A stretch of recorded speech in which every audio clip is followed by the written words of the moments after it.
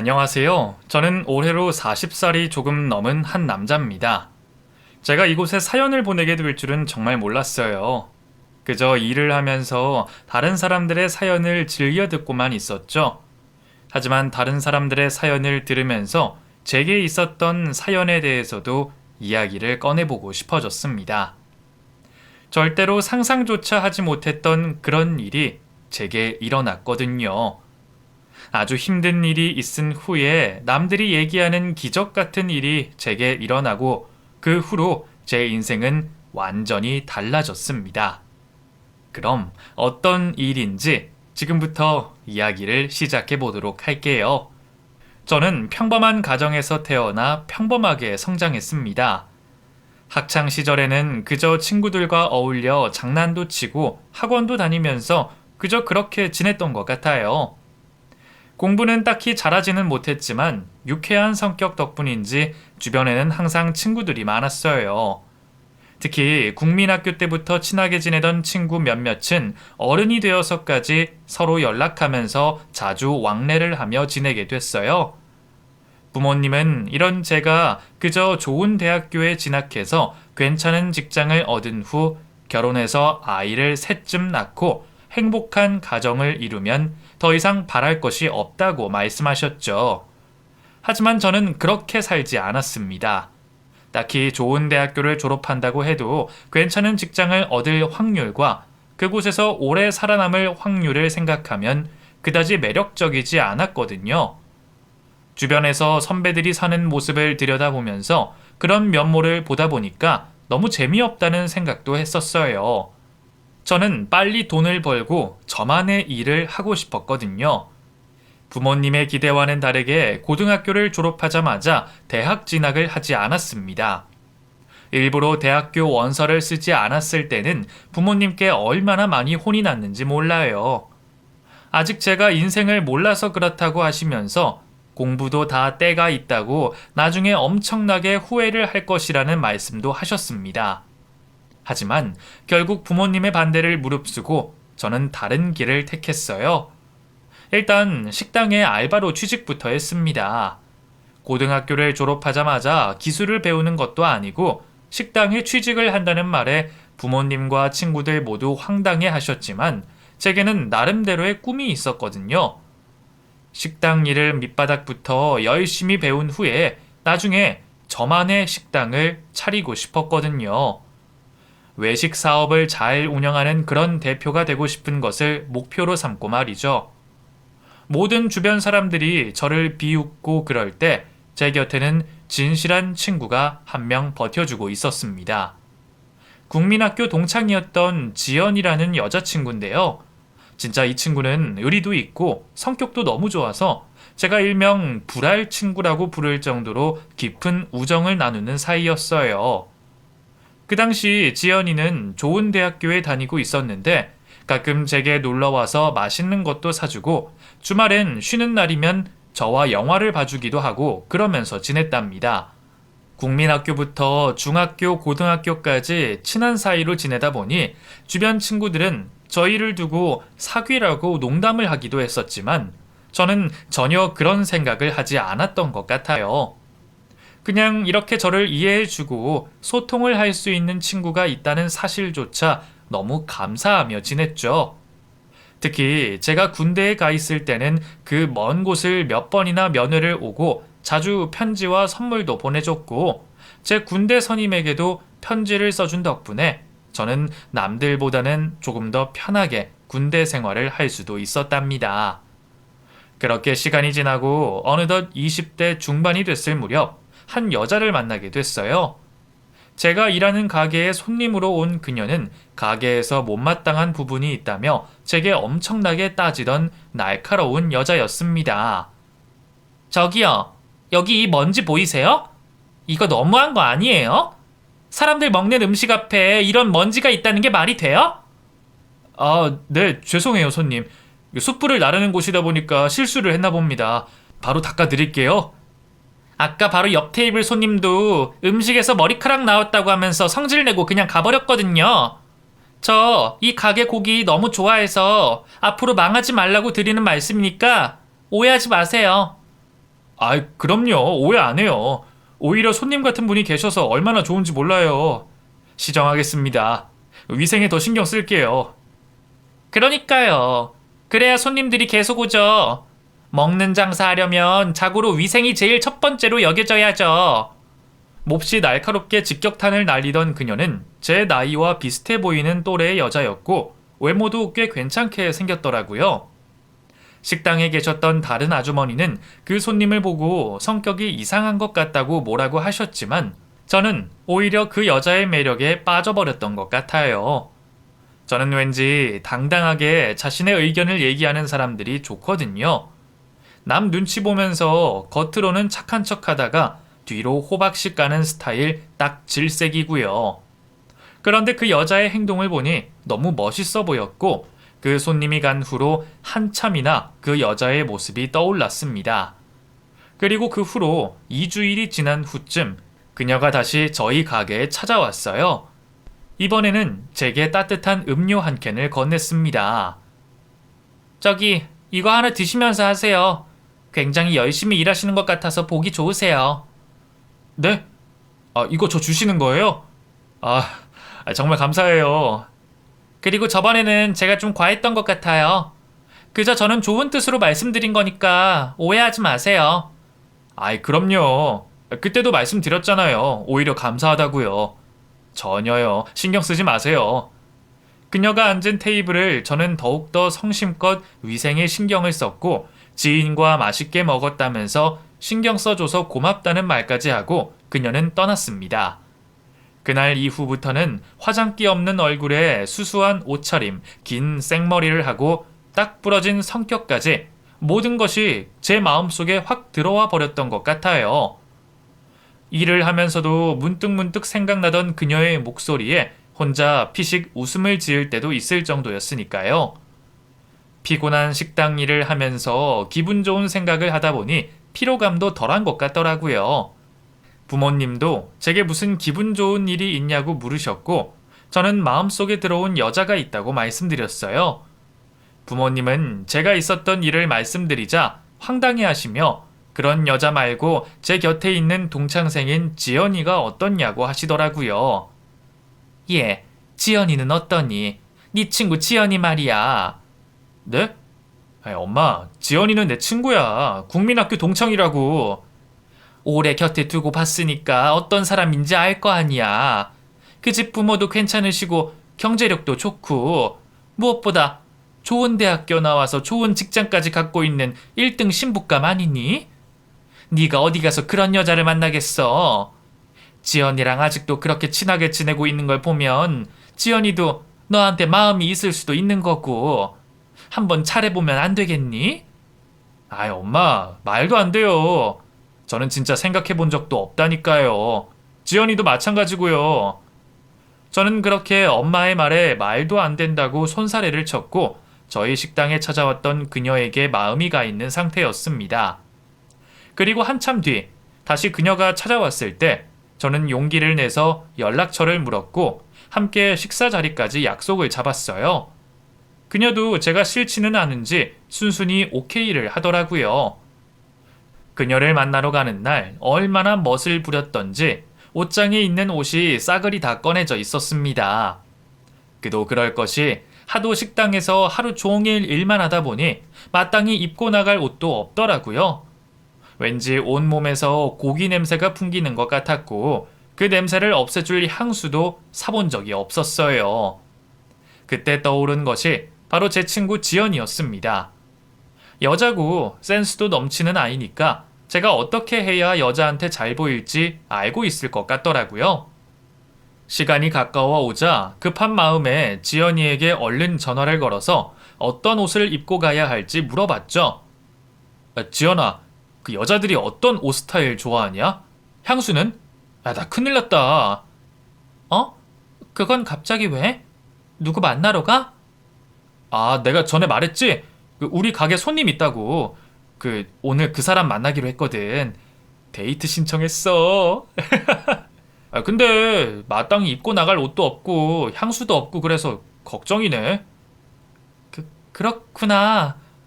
뭐 당장에 어떡하겠어. 그냥 있는 거 입고 가야지.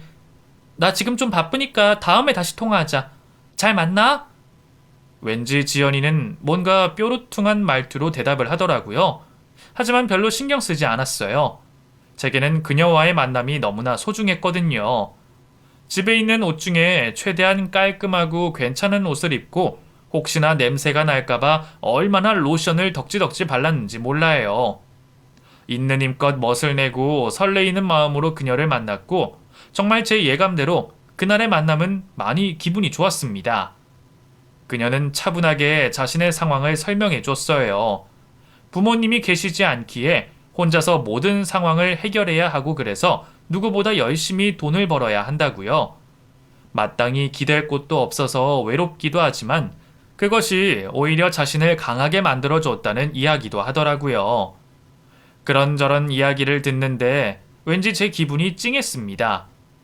혼자 많이 힘들었을 텐데 잘 참고 살아왔던 것 자체가 대단하게 생각이 되기도 했고요.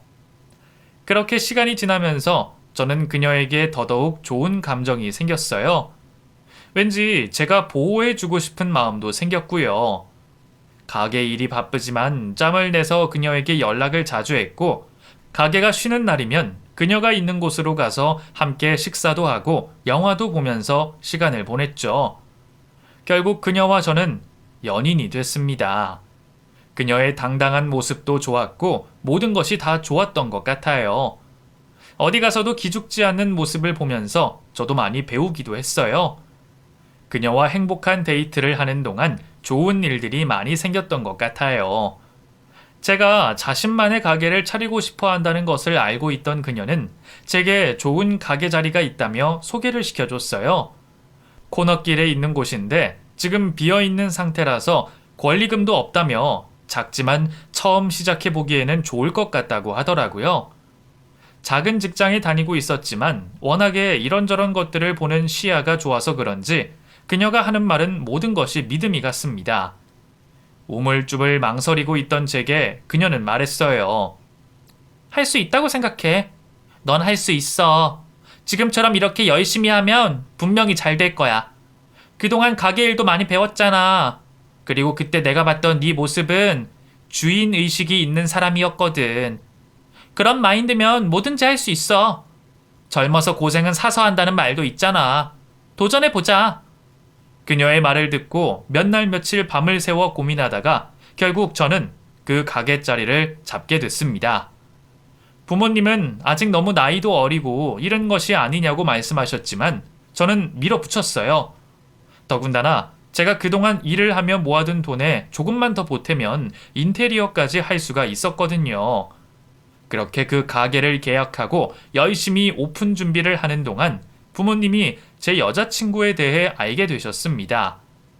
뭐 하는 사람이냐, 집은 어디냐, 부모님은 생존에 계시냐는 어른들의 진부한 질문에 저는 하나하나 숨김없이 말씀을 드렸죠. 부모님은 안 계시고 혼자 사는 친구야. 근데 누구보다 열심히 일하고 자기 앞길 잘 찾아가는 똑부러진 사람이에요. 뭐? 그럼 고아란 말이야? 직장도 별 볼 일 없고. 아휴, 아들, 너 왜 엄마 말 안 듣니? 엄마는 지연이랑 잘해보라고 했더니만 어디서 부모도 없는 고아를. 엄마, 왜 그런 말씀을 하세요? 그러는 저는 뭐가 잘났어요? 저도 고졸에 식당 일 하는 사람인데. 이놈이 어디서 비교를 해? 온전하게 부모 밑에서 자란 너와 어떻게 똑같니? 어? 여자가 혼자 그렇게 살면서 과거에 누구랑 동거를 했을지도 모르고 그러는데 엄마는 도무지 이해가 되지 않는다. 엄마는 특히 많이 실망을 하시더군요. 제가 지연이라는 친구와 잘 되기를 바라셨다고 하시면서 말이죠. 하지만 저는 단 한순간도 이성적으로 생각하지 않았던 지연이에 대해서 이야기를 꺼내시는 것 자체가 너무 싫었습니다. 제게는 평생 함께하고 싶은 그녀밖에 없었으니까요. 그런데 그때 지연이에게서 한 통의 메시지가 왔는데 저를 좋아하고 있었다는 것을 알게 됐다고 하더군요. 막상 제가 여자친구가 생기고 나니 저의 소중함을 알았다고 하면서 고백했는데 어찌할 바를 모르겠었던 기억도 납니다. 저는 지연이에게 상황 설명을 했고 이성적인 관계는 되기 싫다는 말도 분명히 했어요. 그 일로 부모님과 사이가 조금 어색해지기도 했죠. 부모님도 많이 실망을 하셨는지 한동안 제게 쌩하게 대하시더군요. 저는 물러서지 않았어요. 가게 오픈 때문에 바쁘기도 했고요. 그리고 혼자 살던 그녀의 집에 며칠간 머무르기도 하면서 부모님과 대립 중이었습니다. 그리고 이 시기에 왠지 그녀와 함께 살고 싶다는 생각이 들었어요. 가게 오픈을 준비하면서 느낀 건데 이런 여자가 제 옆에 있으면 앞으로 무슨 일이든 잘 되지 않을까 싶었죠. 그 당시에 가게 준비에 모든 돈을 다 쏟아부어서 가진 것은 하나도 없었지만 그녀에게 용기를 내서 함께하고 싶다는 말을 했습니다. 그런데 그녀는 오히려 이런 저를 따뜻하게 안아줬어요. 자신은 돈도 필요 없고 저만 있으면 된다고 하면서 말이죠. 자신을 좋아해줘서 고맙다는 그 말에 저는 그만 눈물을 쏟아내고 말았습니다. 그동안 제대로 연애를 해보지는 못했지만 왠지 저랑 동갑인 그녀는 저를 너무 따뜻하게 감싸 안아줬거든요. 그런 느낌을 받으니 저도 모르게 울컥하며 감동의 도가니에 빠졌던 것 같아요. 저와 그녀는 저희 부모님께 결혼 허락을 받으러 갔습니다. 하지만 부모님의 반응은 매우 차가우셨죠. 아직은 나이도 너무 이르니 결혼은 허락할 수 없다고 하시면서 정 좋으면 앞으로 몇 년간 연애를 하면서 서로에 대해 좀 더 생각해 보라는 말씀뿐이었습니다. 저는 그 당시 부모님께 상당히 실망했던 것 같아요. 여태까지 존경심이 가득했었는데 단지 배경이 좋지 않다는 이유로 제 여자친구를 그렇게 대하시는 모습을 보니 기분이 좋지 않더라고요. 그래서 그날로 저는 짐을 싸서 나왔고 그녀의 집으로 향했습니다. 그날 이후 서로에게 남편과 아내가 되자고 약속을 했고 둘이 혼인신고까지 해버렸어요. 더 이상 부모님이 어떻게 할 수가 없게끔 말이죠. 결국 부모님께서는 엄청나게 화를 내셨고 저희는 그 상태로 결혼 생활을 시작했습니다. 결혼식은 그녀의 바람대로 아주 소규모의 스몰 웨딩으로 진행됐는데 저희 쪽 친척과 친구 몇 명만 모이면 자리가 꽉 차는 그런 곳이었어요. 이런 것도 다 마음에 들지 않는다면서 저희 엄마는 노골적으로 아내에 대해서 비판을 하셨죠. 어떻게 된 애가 지멋대로니? 하나부터 열까지. 부모 없이 자란 애들은 역시 이렇다니까. 어른 공경할 줄도 모르고 아주 다 지멋대로 사는구만. 내가 이래서 결혼을 못하게 한 거다. 이래서. 아이 엄마 왜 그래요 또. 요즘은 이렇게 스몰 웨딩으로 하는 게 대세라고요. 부를 사람도 많이 없는데 꼭 많은 사람들 있을 곳으로 빌릴 필요가 없죠. 꼭 나쁘게만 보지 마세요. 이제 엄마 며느리라고요, 며느리. 며느리는 무슨 며느리? 됐다. 나는 며느리로 인정 못해. 난 아직도 네가 꼭 이런 결혼을 해야만 하는지 이해가 되지 않는다고. 엄마는 결혼을 하고 나서도 아내에 대해 늘 불만이 가득하셨어요.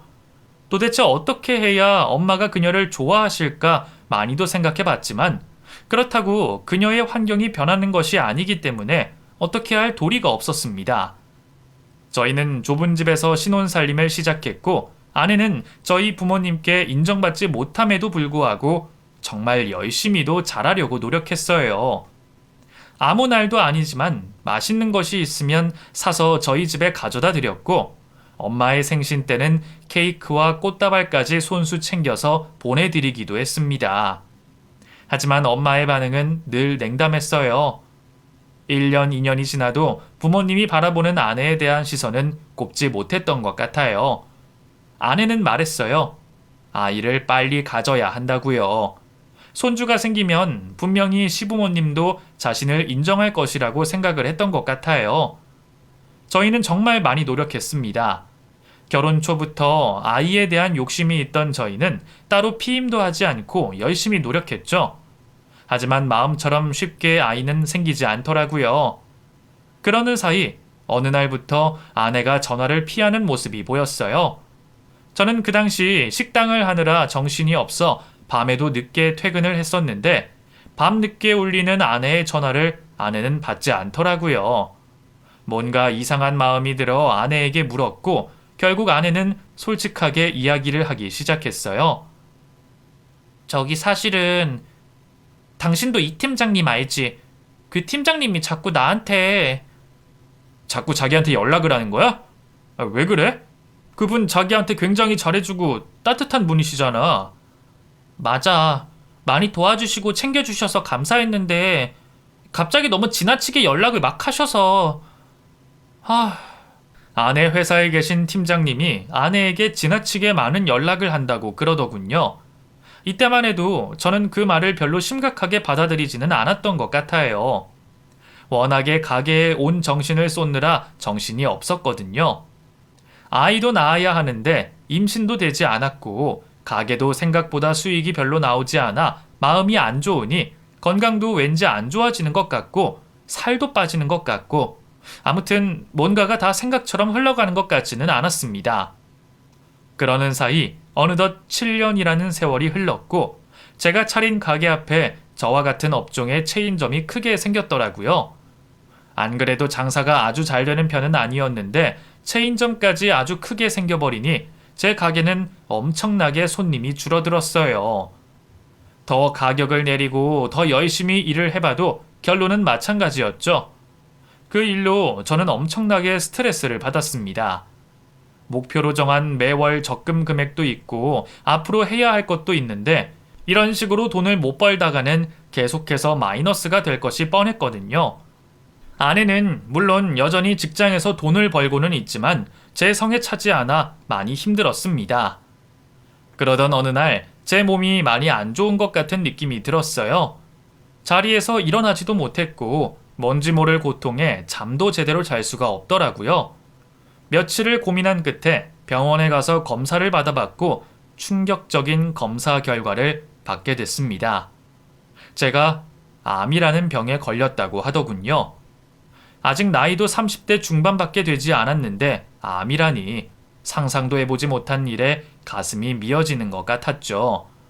이 사실을 알게 된 부모님은 당장에 제 아내를 찾아갔고 마치 제가 병에 걸린 것이 아내에게 책임이 있는 듯이 화를 버럭 내며 말씀하셨어요. 너 때문이다 이년아. 멀쩡한 우리 아들이 왜 암에 걸려? 부모 없이 어디서 어떻게 자라는지도 모르는 년이 이렇게 우리 집에 와서 이런 충격을 줘? 내가 애초에 말했지. 난 며느리로 인정 못한다고. 너 때문이야. 우리 아들 꼬드겨서 가게 하자고 한 것도 너 때문이고. 어머님, 그게 무슨 말씀이세요? 저도 이 사람 이렇게 돼서 마음이 정말 아파요.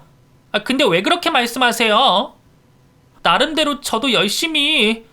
됐다. 집어치워라. 그런 말 꺼내지도 말아라. 애도 못 낳는 것이 우리 집에 와서 괜한 소란 일으키지 말고 이제라도 떠나라.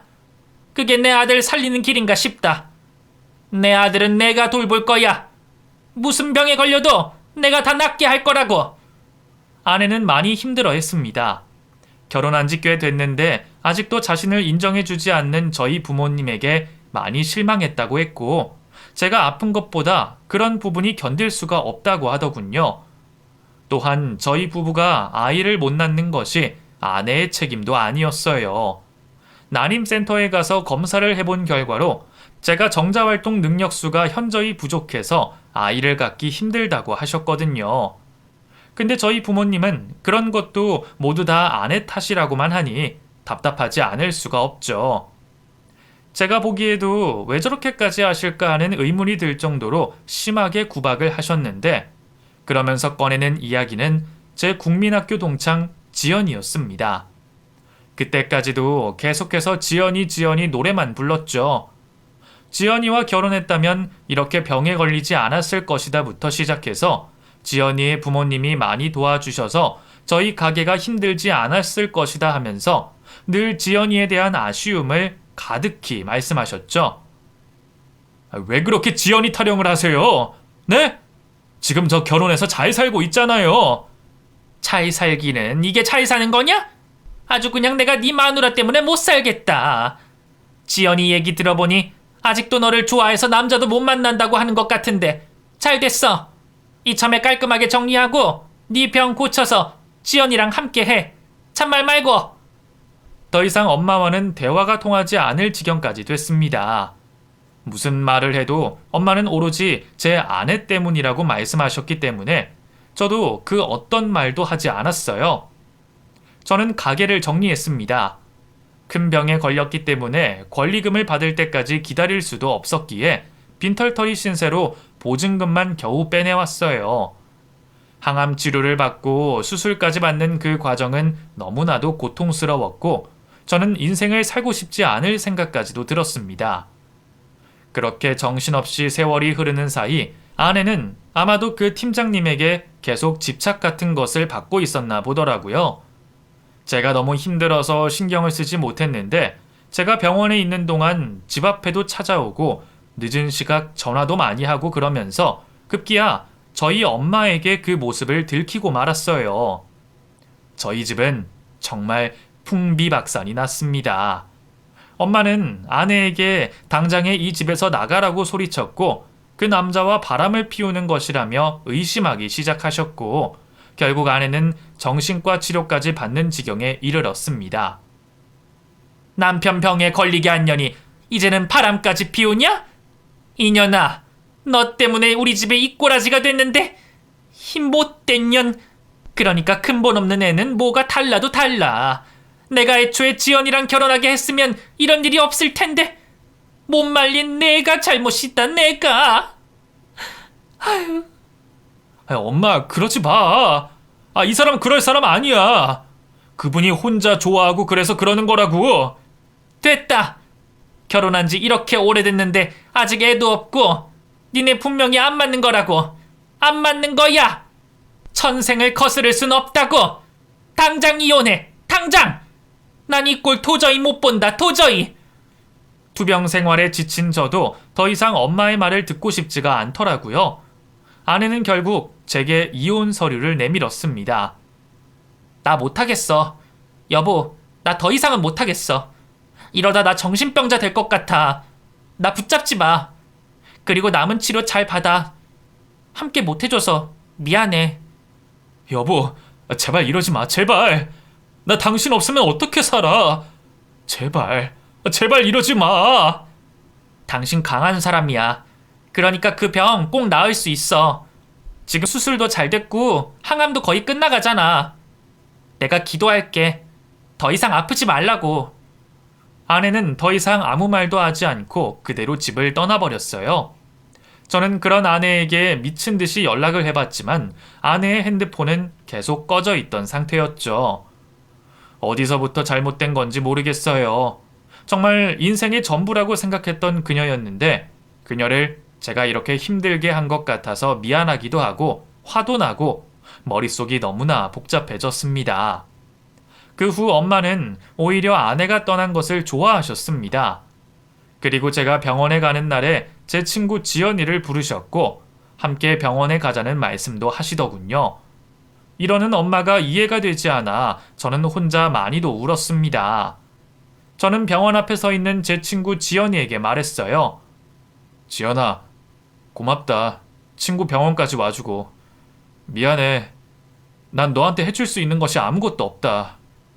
너 정도면 분명히 좋은 사람 만날 수 있을 거야. 나 같은 놈 좋아하지 말고 앞으로는 우리 엄마 말도 듣지 말고. 알았지? 네 인생 잘 되도록 기도해 줄게. 저는 지연이에게 진심을 다해 제 마음을 이야기했고 결국 지연이는 눈물을 보이며 제게 사과를 하더라고요. 나도 미안하다. 우리 사이 왜 이렇게까지 됐는지 모르겠네. 난 그냥 네가 다른 여자랑 있는 걸 보니까 미쳐버릴 것 같았고 어머님도 너무 찾으셔서 이렇게 돼버렸네. 나도 미안해. 사과할게. 저희는 다시 예전처럼 친구 사이가 되기로 이야기를 끝냈습니다. 그리고 그때쯤 저의 항암 치료는 온전하게 다 끝이 났어요. 하지만 그녀를 향한 제 마음은 끝나지 않았죠. 많이 힘들더라고요. 그녀를 다시 찾고 싶어 그녀의 직장과 친구들에게 전화를 걸어봐도 그녀의 행방을 아는 사람은 아무도 없었습니다. 어디에 숨어버린 건지 도무지 찾을 길이 없었어요. 저는 무엇이든 다시 시작하고 싶었습니다. 제 마음을 잡을 수 있는 무언가가 있지 않으면 미쳐버릴 것 같았거든요. 이전에 그녀가 했던 말이 떠올랐죠. 저는 무엇이든 할 수 있는 사람이고 도전을 두려워하지 말라는 말이요. 그때부터 미친 듯이 가게 자리를 또 알아봤습니다. 갖고 있는 자금은 얼마 되지 않았지만 대출을 받고 적금까지 깨면 할 수 있을 것 같았거든요. 때마침 유동인구도 좀 있는데 주인 사정으로 가게 문을 닫아야만 하는 자리를 알게 됐고 그곳을 인수할 수 있었습니다. 몸이 온전한 상태는 아니라서 걱정을 많이 했는데 이상하게 가게에서 일을 하는 동안은 컨디션이 좋았어요. 수술 후 항암 치료도 다 끝이 나고 경과를 보러 병원에 갈 때마다 좋아지고 있다는 이야기도 듣게 됐고요. 아내가 떠난 그리움을 저는 이 가게에 온전하게 쏟았습니다. 부모님은 저를 보고 미쳤다고 하시면서 당장에 그만두라고 하셨지만 저는 그러지 않았어요. 이것마저 없었다면 인생을 살아가기 너무 힘들었을 테니까요. 그렇게 시간은 잘도 흘러만 갔고 가게에 고정 손님도 조금씩 많아지고 있던 어느 겨울날 그토록 기다리던 제 전처가 집에 찾아왔습니다. 오랜만이다. 그치? 나 밥 좀 줄 수 있어? 아니, 당신이 이게 무슨 일이야? 도대체 무슨 일이야? 이 꼴은 도대체 뭐고? 그러게. 나 참 웃기지. 우리 얼마 만이지? 한 6개월 만인가? 근데 난 엊그제 만난 것 같네. 얼른 들어와, 얼른. 날도 추운데 도대체 어디서 뭘 했던 거야? 아휴, 얼른 들어와. 미안해. 내가 사정이 좀 그래서 이런 꼴로 나타났네. 여기밖에 올 데가 없어서 밥 한 끼만 줄 수 있을까? 전처의 모습은 그야말로 충격적이었습니다. 노숙자의 모습을 하고 있었거든요. 게다가 배가 살짝 부른 것이 마치 임신을 한 것 같은 모습이었어요. 어디서 무슨 일이 있었길래 이런 모습을 하고 왔는지 기가 막히더라고요. 저는 일단 얼른 아내를 집에 들어오게 한 후 작은 방 하나를 내주면서 밥을 차려줬어요. 전처는 밥 한 끼만 먹고 다시 나간다고 했지만 저는 극구 말렸습니다. 이 겨울에 어딜 나간다고 그래? 갈 곳도 없다며. 그 꼴을 해가지고 여기 작은 방에서 지내, 응? 아니야. 나 갈게. 고집 부리지 말고. 상황도 안 좋은데 어딜 간다는 거야? 그러지 마, 제발. 전처는 허겁지겁 밥을 먹은 후 작은 방에 누워 한참 동안 잠을 자느라 일어나지도 못했습니다. 이전에 미처 가지고 나가지 못한 전처의 옷을 주면서 갈아입으라고 했는데 불룩한 배 때문에 잘 맞지가 않더라고요. 저는 제 옷을 주면서 갈아입으라고 했고 전처는 차마 제 얼굴을 똑바로 보지도 못한 채 제 옷을 건네받았습니다.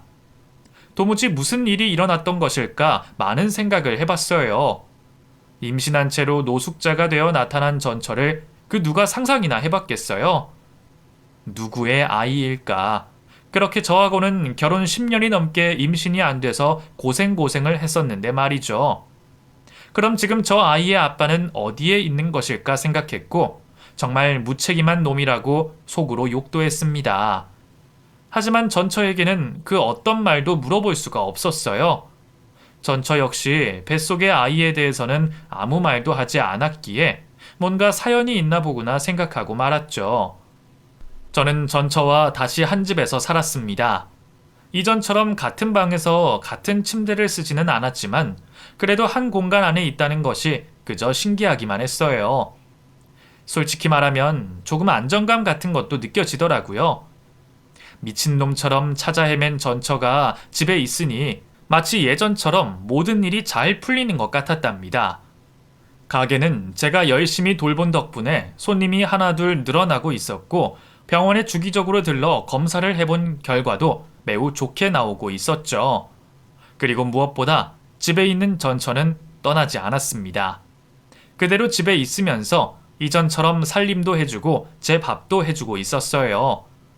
퇴근하고 집에 가면 불이 꺼져 있는 컴컴하고 썰렁한 곳이 제 집이었는데 이제는 따뜻하고 환한 불빛 그리고 제 전처가 저를 반겨주고 있었습니다. 전처의 뱃속에 있는 아이에 대한 생각만 뺀다면 이 모든 것이 너무나도 아름다운 상황이었어요. 덕분에 저는 스트레스도 별로 없고 세상이 아름다워 보이더라고요. 그리고 석 달 정도가 지났을 때 전처는 진통을 느끼기 시작했습니다. 혼자 집에 있다가 너무 아프다며 제게 전화를 걸었고 저는 가게를 직원에게 맡겨두고 불이 나게 전처를 데리고 병원으로 향했죠. 얼떨결에 다시 한번 전처의 보호자가 되어 그녀의 곁을 지켜줬습니다. 12시간이 넘는 진통을 하는 그녀 곁에 있으면서 아이를 낳는 것이 얼마나 힘든 일인지 보게 됐어요. 그리고 결국 아주 건강한 사내 아이가 태어났습니다. 누구의 아이인지는 모르지만 저는 탯줄을 잘랐고 그렇게 갑작스럽게 그 아이를 맞이하게 됐어요. 이런 순간이 전처와의 결혼 생활 동안 찾아와 줬다면 얼마나 좋았을까 하는 생각이 들어 눈물이 맺히기도 했던 것 같네요. 그렇게 전처가 아이를 낳고 병원에 입원해 있는 동안 저는 집으로 돌아왔습니다. 가게도 가봐야 했으니까요. 자주 병원에 드나들고 싶었지만 솔직히 전처도 부담스러워 할 수도 있고 아이 아빠가 와볼 수도 있을 것 같아 최대한 병원에 가는 것을 삼가하고 있었어요. 이틀 뒤 가게에서 일을 하던 제게 전처가 전화를 걸어 병원비가 없다면서 병원에 와줄 수 있냐고 묻더라고요. 그 정도는 해줄 수 있는 것이라 생각해 병원으로 향했고 그곳에서 기적 같은 일이 벌어졌습니다. 전처가 제게 서류 하나를 내밀었는데 그 서류 안에는 아이의 유전자 검사 결과가 나와 있었어요. 아이와 제 유전자가 일치한다는 내용이었는데 그걸 보고 믿을 수가 없어 한참이나 가만히 서서 뚫어져라 바라보고만 있었습니다. 이게 뭐야? 응? 보면 몰라? 이 아이 당신 아이야. 당신 아이라고. 뭐라고? 정말이야? 정말 그런 거야? 그래. 우리 이혼하기 전날 밤 기억 안 나? 당신 술에 취해서 나한테 가지 말라고 애원하던 그날 밤. 우리 마지막으로 잠자리 하던 날. 그때 생긴 아이야. 이 아이 때문에 우리는 다시 만나게 된 거고. 난 이런 줄도 모르고. 근데 왜 빨리 안 왔어? 어떻게 이 몸을 해가지고 밖에서. 왜 그랬어, 왜? 나 너무 힘들었어. 그냥 어머니 말씀처럼 당신한테 나쁜 일만 일어나게 하는 사람인 것만 같고, 당신은 그 여자랑 더 잘 어울릴 것 같고. 그런 바보 같은 말이 어디 있어, 이 바보야. 인생 포기하고 싶던 그 순간 임신했다는 걸 알았는데, 그래서 내가 지금 이렇게 살고 있는 거야. 미안해, 여보. 정말 미안해. 내가 평생 살면서 다 갚을게. 우리 엄마 몫까지 내가 다 갚으면서 살게. 저는 전처를 안고 펑펑 울었습니다. 그동안 사무쳤던 그리움을 모두 다 쏟아냈던 것 같아요. 얼마나 울었을까? 잠시 후 간호사가 찾아와 무슨 일이 있는 것 아니냐고 물어보더라고요. 제 인생은 그날 이후 말 그대로 기적이 시작된 것 같습니다. 제 아이가 생겼다는 것 자체가 기적이고 이런 아이를 제가 분유 타먹이고 목욕도 시킬 수 있다는 것도 기적이고요. 그리고 더불어 제 가게도 너무나 잘 되고 있었습니다.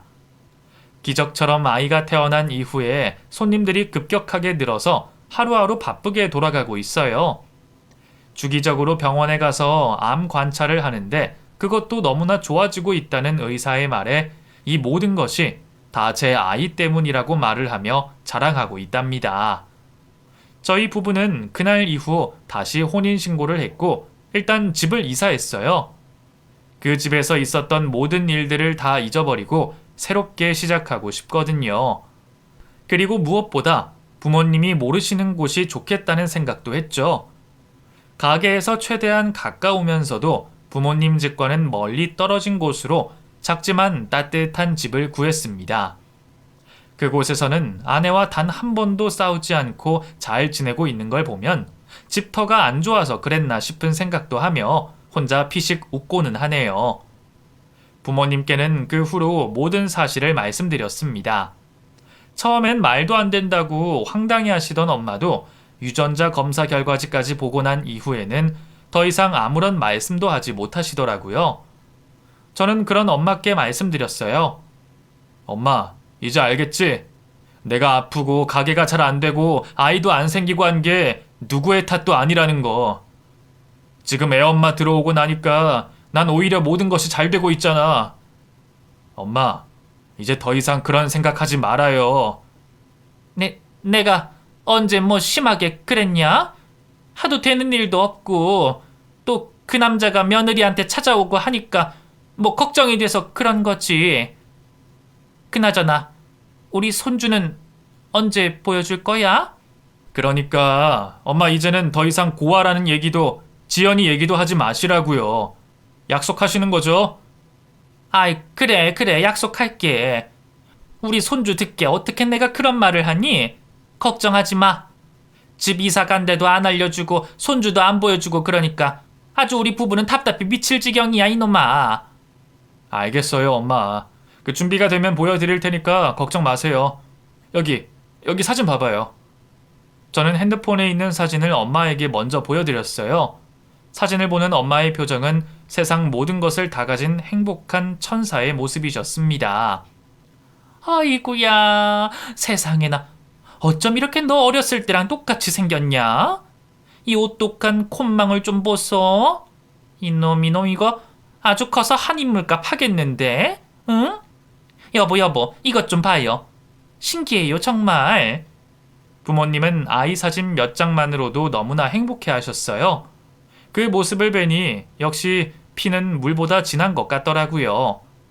이제 더 이상 아내에게도 함부로 안 한다고 약속하셨으니 아내의 동의를 얻어 아이를 보여주려 다짐했습니다. 그리고 몇 달 후 부모님은 아이와 아내를 만났어요.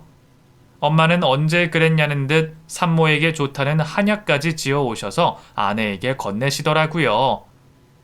이거 저기 몸 푸는데 좋은 한약이란다.